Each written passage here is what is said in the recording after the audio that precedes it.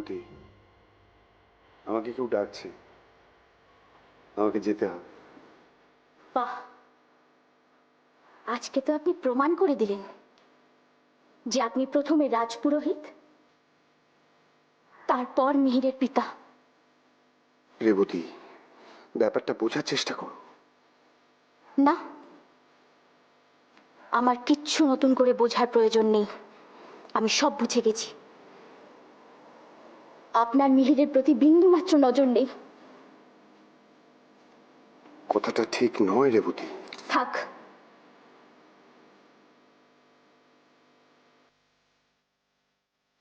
আজ থেকে মিহিরের সমস্ত দায়িত্ব শুধু একা আমার। ওর বিষয়ে সমস্ত সিদ্ধান্ত নেব একা আমি। আপনার সিদ্ধান্তের কোনো প্রয়োজন নেই। রেবতী, তুমি আমার উপরে মিথ্যে রাগ করছো। আমার জায়গায় তুমি যদি থাকতে তাহলে বুঝতে পারতে কত বড় দায়িত্ব আমার মাথার উপর। ও রাজপুরোহিত মশাই, আমি চাই রেবতী।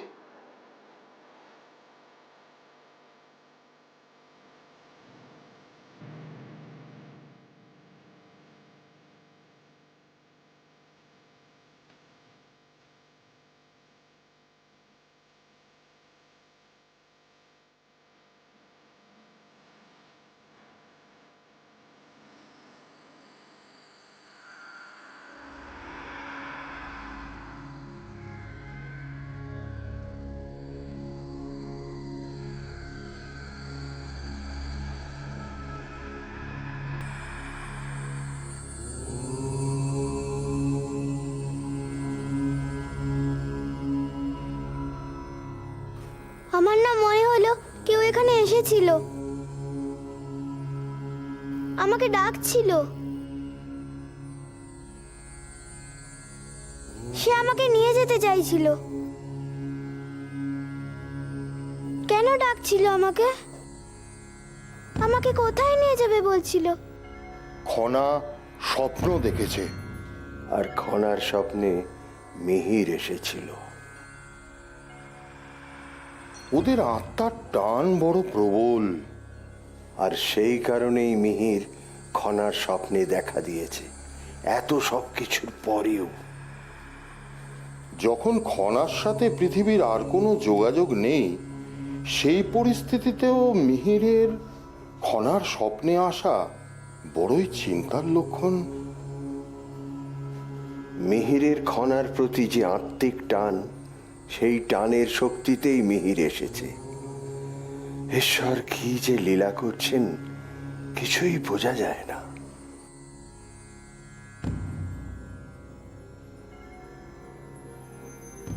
আমায় ডেকেছো উপদেশ? হ্যাঁ দিদি, একটা একটা দুঃসংবাদ দেওয়ার ছিল। দুঃসংবাদ? কি হয়েছে দিদি, সারা রাজ্যে পিত জ্বর ছড়িয়ে পড়েছে, বহু মানুষ মারা গেছে। এখন সেই পিত জ্বরের প্রকোপ রাজধানী অবধি এসে পৌঁছেছে। একজন একজন মানুষও মারা গেছে। প্রণাম মহারাজ। প্রণাম। প্রণাম রাজুতি। এই তো প্রধানমন্ত্রী মশাই এসে গেছেন, কিন্তু এসব কি হচ্ছে বলুন তো? সামান্য একটা মহামারীকে আটকাতে পারছেন না, সেটা রাজধানী পর্যন্ত চলে এলো। মহারাজ, এই রাজধানীতে সমস্ত গুণী মানুষরা বাস করেন। প্রধান চিকিৎসক, প্রধান শিল্পী, প্রধান কারিগর, সবাইকার বাড়ি এই রাজধানীতে। যে করে হোক এই জ্বরকে আটকাতেই হবে।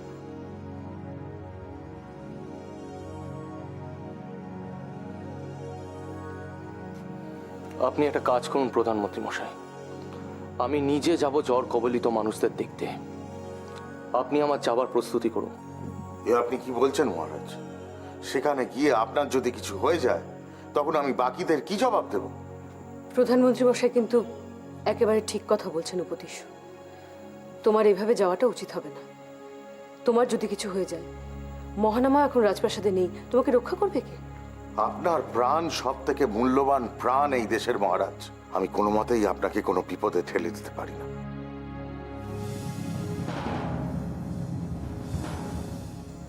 যদি উপতিষ্য যায় জ্বর কবলিত মানুষদের দেখতে, আর যদি ওরও রোগটা হয়ে যায়, আর তাতে যদি উপতিষ্য মারা যায়, তাহলে এর থেকে ভালো ঘটনা তো আর কিছু হতেই পারে না।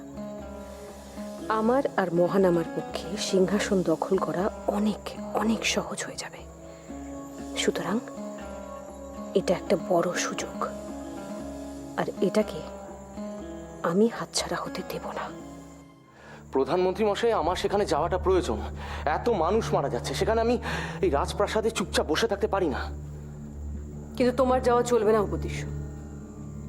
মানুষ মারা যাচ্ছে ঠিকই, ভগবান না করুন তোমার যদি আজ কিছু হয়ে যায়, তাহলে তোমার পরিবর্তে এই রাজ সিংহাসন কে সামলাবে? সুতরাং তোমার যাওয়া চলবে না। না দিদি, আমার যেতে হবেই। যেমন আমার পরিবর্তে এই রাজ সিংহাসনে কেউ বসতে পারে না, ঠিক তেমনি যেই পরিবারে যে মানুষটি মারা যাচ্ছে তার পরিবর্তে অন্য কেউ আসতে পারে না। তুমি এই পরিবারে অপরিহার্য। দিদি, এই পৃথিবীতে সব পরিবারেই কেউ না কেউ কারো না কারোর জন্য অপরিহার্য। আমার কিচ্ছু হবে না দিদি, আপনি চিন্তা করবেন না। আমাকে যেতে হবেই, আমাকে যেতে দিন।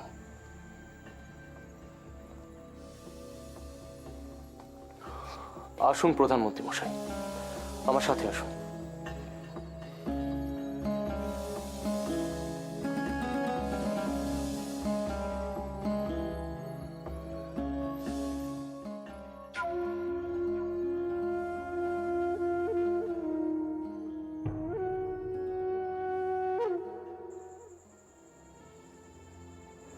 দেবী বসুন্ধরা, আপনি যদি কিছু না মনে করেন তাহলে আমার একটা কথা বলার ছিল। হ্যাঁ বলুন। আপনি যেহেতু রাজকুমারীর শুশ্রূষার দায়িত্ব নিয়েছেন, সেই জন্যই আমার এই কথাটি বলা প্রয়োজন বলে আমি মনে করি। আপনি নিশ্চয়ই অবগত আছেন যে আমাদের এই দেশে পিত জ্বরের প্রকোপ দেখা দিয়েছে। বহু মানুষ এই রোগে আক্রান্ত হয়ে প্রাণ দিয়েছে। এই রোগ আমাদের রাজধানী পর্যন্ত ছড়িয়ে পড়েছে। তাই এমত অবস্থায় রাজকুমারীর শারীরিক দিকে আমাদের বিশেষ দৃষ্টি দেওয়া প্রয়োজন। রাজকুমারীর শারীরিক অবস্থা মোটেই ভালো নয়, তার উপর যদি পিত জ্বরে আক্রান্ত হন তাহলে সেটা অত্যন্ত দুঃখের হবে। রাজকুমারীর বাঁচার যে ক্ষীণ আশাটুকু রয়েছে সেটুকুও নষ্ট হয়ে যাবে। আপনি কিছু চিন্তা করবেন না রাজবৈদ্য মহাশয়, আমি থাকতে খনার কিচ্ছু হবে না। আমি কথা দিচ্ছি আপনাকে, আমি খনাকে বিশেষ যত্নে রাখবো।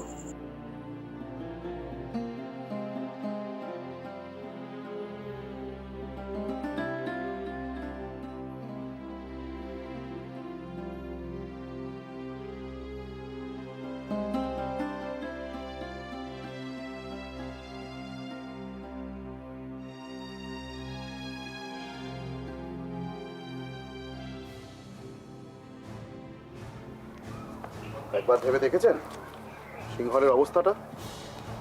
এর আগে আমি অন্তত সিংহলের এতটা খারাপ অবস্থা দেখিনি। আর আমার মনে হয় এই খারাপ অবস্থার জন্য দায়ী কিছুটা হলেও আমাদের মহারাজ। মহারাজ? হ্যাঁ মহারাজ, কারণ আমি দেখেছি উনি বেশিরভাগ সময় পারিবারিক সম্পর্ক নিয়ে ব্যস্ত থাকেন। দেশে কি হচ্ছে, কি হওয়া উচিত সেদিকে কোনো দৃষ্টিই নেই। তাই আজ সিংহলের এই অবস্থা। কিন্তু এর কোনো প্রতিকার নেই? আমি জানি না। তাছাড়া এত বড় ঘটনার কী বা প্রতিকার থাকতে পারে? একজন রাজার উচিত প্রথমে দেশের জন্য ভাবা, তারপরে তার পারিবারিক সমস্যা, তার ব্যক্তিগত বিষয়। কিন্তু আমাদের মহারাজ সম্পূর্ণ বিপরীত। তিনি প্রথমে একজন পারিবারিক মানুষ, তারপরে সিংহলের মহারাজ। তাহলে তাহলে তাহলে সমস্যাটা আরো জটিল। হ্যাঁ, এই সময় যদি মহানামা থাকতেন, মানে আমাদের রাজকুমার, তাহলে অবস্থা কিছুটা হলেও পরিবর্তন হতে পারত, অন্য সিদ্ধান্তও নেওয়া যেত। আরেকটা ব্যাপার আমার মাথায় কিছুতেই আসে না, প্রধানমন্ত্রী মশাই সব সময় মহারাজকে আগলে রাখেন। মহারাজ যদি মহারাজের মতন আচরণ করতেন আমার কিছু বলার ছিল না, কিন্তু মহারাজ তো তা করেন না। উনি প্রথমে একজন স্বামী, তারপরে একজন পিতা, তারপর যদি সময় পান, সুযোগ পান, সিঙ্গলের মহারাজ। আমার মনে হয় মহারাজ তার সাধ্যমতো কাজই করেছেন।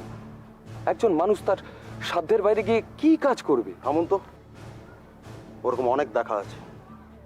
মহারাজের সাধ্যের ভেতরে অনেক কাজ আছে যেটা উনি করতে পারেন, কিন্তু সেটা উনি করেন না। আর সেটা করলে আমার মনে হয় দেশের উপকারই হবে। আপনি ঠিক কি বলতে চাইছেন বলুন তো?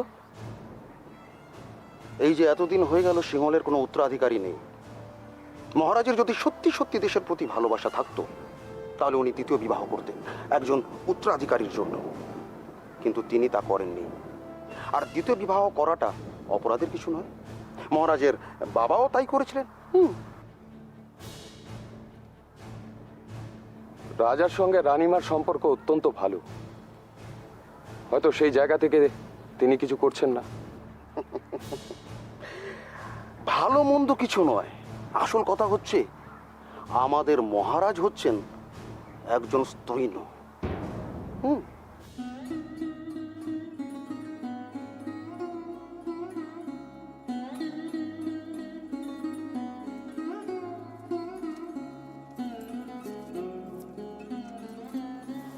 প্রণাম আচার্যদেব। প্রণাম, আসুন। অসময়ে এসে আপনাকে বিব্রত করলাম না তো? না না, একদম না, আসুন আসুন। মিহির এখন কেমন আছে? ওই একই রকম। বসুন। বসো বাবা। একটা নতুন উপসর্গ লক্ষ্য করেছি। কি হয়েছে?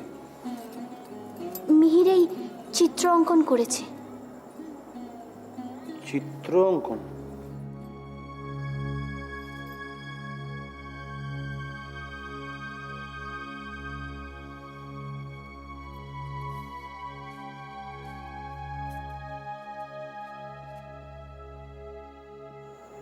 আগে তো কখনো মিহিরকে চিত্র অঙ্কন করতে দেখিনি।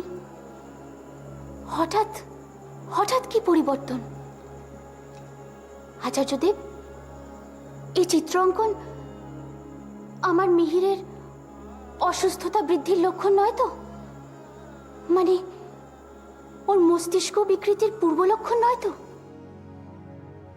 এমন কিছু হলে আমি কিন্তু প্রাণ বিসর্জন দেব আচার্যদেব। 10 মাস 10 দিন গর্ভে ধরে কোনো মা কি পারে তার সন্তানের এমন অঘটন সহ্য করতে?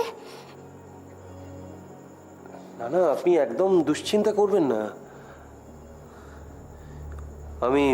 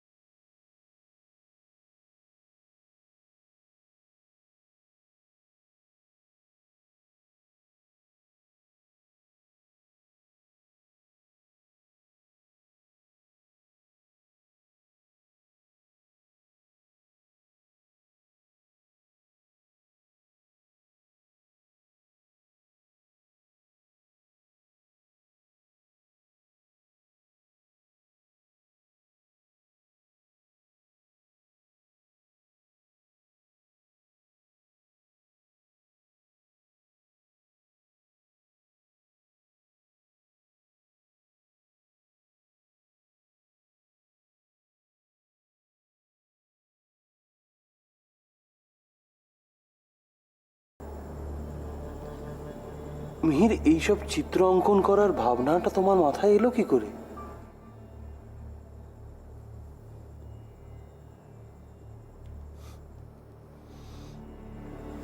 মিহিরের কোনো ক্ষতি হবে না। তবে কি এই চিত্র অঙ্কন অসুস্থতার লক্ষণ নয়? একদম নয়, বরং এটা ভালো লক্ষণ। এত সুন্দর প্রতিভার বিকাশ কখনো খারাপ লক্ষণ হতে পারে? প্রতিভার বিকাশ? কিন্তু আগে তো কখনো।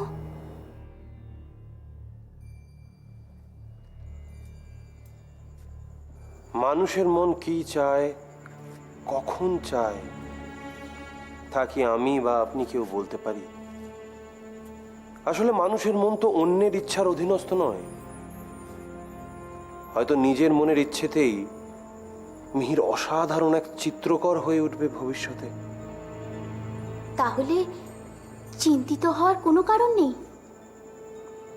না, আপনি নিশ্চিন্ত মনে মিহিরকে নিয়ে বাড়ি যেতে পারেন।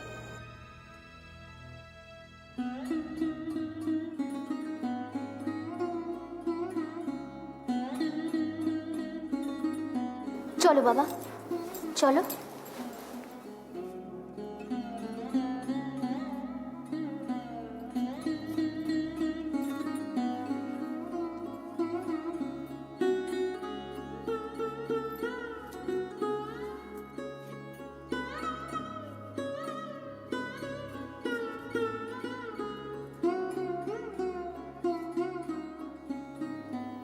হে সপ্তর্ষি, আপনাদের ইঙ্গিত আমি বুঝতে পারছি।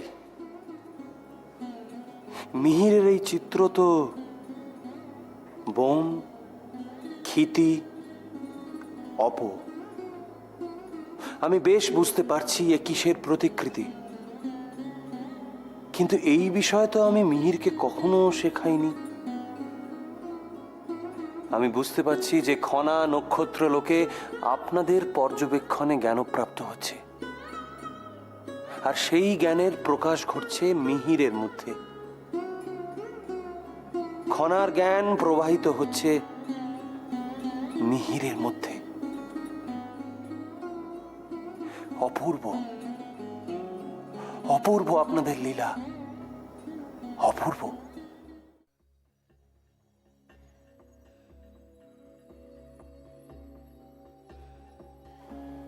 সব পরিকল্পনা নষ্ট হচ্ছে। যা ভাবছি তার কোনো কিছুই বাস্তবে রূপায়িত হচ্ছে না। কিন্তু এখনো একটা আশার আলো আমি দেখতে পাচ্ছি। উপতিশ জ্বরে আক্রান্ত মানুষদের দেখতে গেছে, আর যদি উপতিশ্বরও এই একই জ্বর হয় তাহলেই আমার স্বপ্ন পূরণ। ও যদি জ্বরে মারা যায় তাহলে মহানামর সিংহাসনে বসার রাস্তা পরিষ্কার, আর কোনো বাধা থাকবে না সামনে।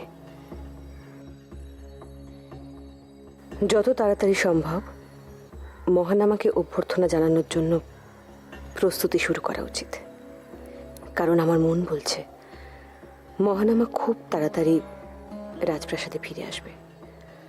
আমার ভাই আসবে প্রাসাদে, সিংহলের ভাবী মহারাজ আসবেন। রাজকুমার এক মহান রাজা হবেন, এমন মহান রাজা যে তিনি তার পিতার মুখ উজ্জ্বল করবেন। আপনি আগামী উজ্জ্বল দিনগুলোর জন্য প্রস্তুতি শুরু করে দিন। সেই দিনের প্রস্তুতি যেদিন আপনার ভাই রাজকুমার রাজ সিংহাসনে বসবেন।